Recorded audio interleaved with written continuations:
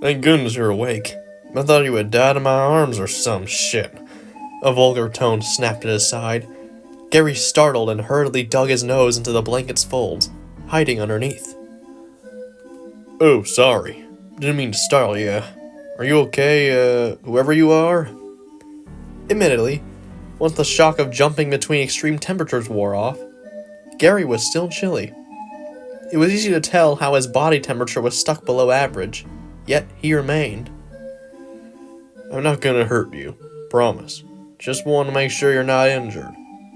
The blanket was lifted and the two met eyes. The cats were large, pupils dilated and sparkling. Such a sight made Gary's heart skip a beat. No matter how pretty those yellow globes acted, a primal instinct roared in him, telling him to escape. Since there was really nowhere to escape to, he instead yelped and crawled backwards until he hit the arm of the couch he was on. They, meanwhile, let go of the blanket and continued staring. A soft rumble started in their chest, audible but quiet as they tilted their head. One of their stubby ears twitched. I knew it. You're one of those snakes, aren't you? I thought your species disappeared from Zootopia years ago. Gary whimpered and draped a sliver of his body over his snout and eyes. He felt the vibrations of footsteps creep to the other side. I'm telling the truth, really. I don't know why you're so scared of me, they scoffed. Reptiles are venomous, right? I should be the one terrified of you. There ain't much a couple of claws and teeth is gonna do up against whatever you got under your sleeve. Gary remained hidden. The mammal sighed, frustrated. Can I at least know your name? Here, I'll even go first. Name's Cal. Pleasure to be the first to meet a reptile around these parts. Still, no answer. Cal crossed their arms, tail swishing rapidly now, their ears pinned down. Fine, be that way. And off they went out of the living room, leaving Gary to sneak a peek from in between his makeshift home of scales. He supposed they had a point. Even with one fang loose, he could still deliver a dosage of venom potent enough to kill someone of their size. Despite that, there wasn't a reason to put more wanted signs on his name, nor did he want to necessarily kill someone. He was merely scared of what this non-reptilian had in store for him, hidden away. Muzzles, chains, handcuffs, collars, surgical tools, nothing more than a rock to finish the job. Perhaps worse things the species had failed to mention. For all Gary knew, these animals could have a device that skinned him alive as a means of taking his scales for precious trophies to hang on their walls. A shiver ran up his spine. He had to get out of here. But out there was a wasteland of death. In here was nicer, but also spelled out his doom. Hiding was worthless. He was about a 32-foot snake. Doubtful he could manage to squeeze in anywhere inconspicuous.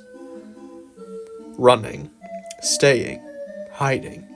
Running, staying, hiding, killing. A slam hit the coffee table in front of him, making Gary jump again and dive under the blanket's safe haven. This should help. Cal pushed a bowl forward. Rivets of steam made their way to Gary's senses. He stuck his nose out, tongue popping free into the toasty air to get a better whiff. Rodent stew always manages to warm me up. I knew I recognized that smell, Gary spoke, flying into a sitting motion. Ah, so you can talk. Cal rested their elbow on the table and their chin in their palm. He hungered down a few inches. Black rodent stew, too? Yes. My, mother used to make it for me all the time. How do you even do that? With the whole no arms dilemma. The end of Gary's tail freed itself from the blanket's confines and wrapped around the spoon, resting inside a lake of shimmering broth and bits of artificial meat. Our tails are very prehensile. Oh, I see. That's cool. I low-key was thinking I would have to feed it to you for a second there. He couldn't help but feel inclined to flush, if it were possible. He swirled the soup. Go ahead and eat it. It ain't poison or anything. Just as Gary lifted up a spoonful to his maw, he halted and gawked at Cal, realizing his stupidity. Oh, Lord. With a not-so-subtle roll of their eyes, Cal grabbed the bowl and leaned down, allowing their tongue to lap at the soup. They licked their lips afterward, snaggle teeth seemingly giving them a struggle at doing so. See? It's fine. Now shut your mouth and around the damn soup and eat. Gary grumbled, but ended up swallowing what he had taken. No chewing required, it all went south in one fell gulp. Wow, this is amazing. It tastes almost exactly like my mother's recipe. Did you make this? Of course, store-bought rodent stew is nasty. If you want something done right, you do it yourself. Cal pushed the meal closer. Have at it, I have plenty left. Gary didn't have to be told twice. He shoveled it in like he had been starving for weeks, which wasn't the biggest lie in the world. He had to remind himself a couple times in between gulps that these sort of animals probably didn't appreciate much slurping or lack of chewing or, well, finishing a meal in less than a second. He heard that somewhere in mammals and some other variations of species that they saw manners in different ways.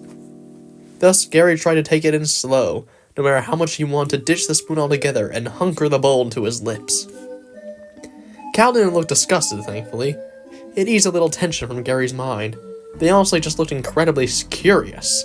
Their pupils were fully dilated, black saucers in a ring of honey. Additionally, their tail was straight up, slowly flicking about. Gary hoped it wasn't a bad sign. Also known as a sign that Cal was instead fattening up for a hearty meal all to themselves. His next swallow was a nervous one.